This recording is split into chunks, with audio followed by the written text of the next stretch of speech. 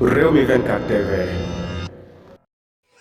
dal leen ak jàmm mbokk yi ginnaaw ba ñu leen nuyoo ziar leen encore xam nga ne arrestation ya ma ngay way di am fii ñuy wax ak yéen ni nag ginnaaw ba nga xamee ne arrêté nañ kii di sëñ Cheikh Thioro Mbacké di député fii ñuy wax ak yéen nag Cheikh Bara Ndiaye borom def gis nekk foofe ca Walfadjri nga xam ne sax ñu bari dañ doon wax ne moom daal dinañ ko arrêté ndax état bi soxla nañu ko ndax révélation yi nga xam ne moo ngi koy wax ba képp ku taseeg Cheikh Bara Ndiaye lan koy wax mooy moytul état wu Sénégal ñu ngi sa ginnaaw kon daal fii ñuy wax ak yéen Cheikh Bara Ndiaye moom daal dinañ koy arrêté Cheikh Bara Ndiaye borom def gis Cheikh Bara Ndiaye bu Ousmane Sonko nga xam ne Sénégal fii ñëpp xam Cheikh Bara Ndiaye kenn du ko présenté kon foofu la Sénégal tollu arrestation yi nag jamono yi moom moo jaaxal ñëpp waaye manifestation yi taxawul benn yoon ndax ndaw ña ña ngay fépp di wax ne démission Macky Sall dañuy sàkku kon daal Cheikh Bara Ndiaye moom nga xam ne daal ay révélation yu am solo lay def